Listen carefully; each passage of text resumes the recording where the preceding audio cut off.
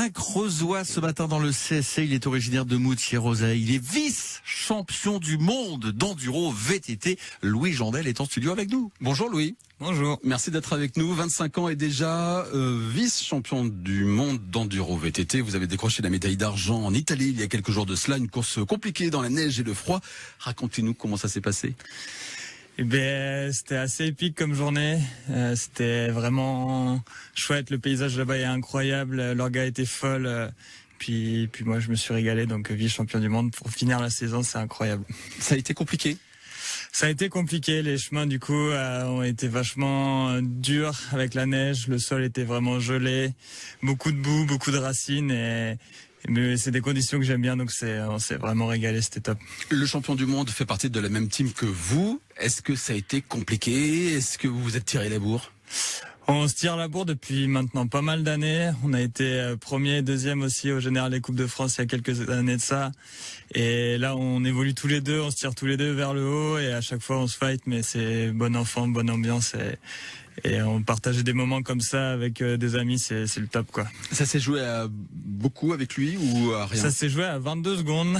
22 secondes, ça commence à faire parce que lui, il a quand même vraiment géré toute la journée devant en tête. Et moi, j'ai vraiment tiré mon épingle du jeu sur les 3 dernières spéciales où j'arrive à passer deuxième. Donc c'était une belle bataille. Moi, je suis déjà deuxième, c'est incroyable quoi. Vice-champion du monde à 25 ans, en regardant derrière vous, vous dites quoi? Quel travail? Ouais, c'est ça. J'ai toujours cru en ma passion et je me suis toujours amusé dans ma discipline. Donc j'ai toujours poussé à fond pour faire de mon mieux quoi. Et ça a fonctionné, donc c'est trop bien et je m'amuse encore autant il y a 10 ans que maintenant à faire du coup mon métier maintenant. Donc c'est vraiment le top quoi. Vous avez commencé, vous étiez collégien il y a donc 10 ans. Ouais. 10 ans et vice-champion du monde. C'est quoi? C'est de l'acharnement, c'est du travail, c'est de la passion, c'est de l'encouragement des vôtres?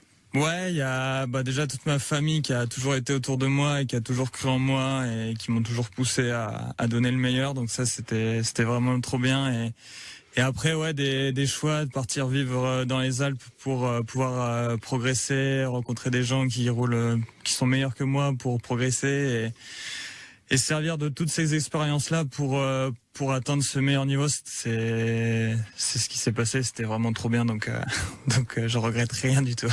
Votre actualité, c'est également l'organisation du week-end de l'enduro des 1000 vaches. C'était le week-end dernier chez vous, à Moutier-Rosailles.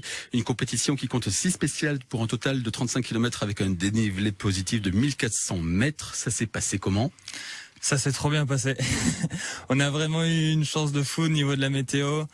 Et on a vraiment bossé énormément avec toute l'équipe pour créer cet événement. Donc tout le monde était vraiment trop content. On a eu que des retours positifs et c'est tellement encourageant pour la suite. Donc on est trop heureux et on a trop hâte des prochaines éditions quoi. 2024 est donc l'année de Louis. Merci et encore bravo pour ce titre de vice-champion du monde. Merci à vous. Les Creusois et on en est plutôt fiers.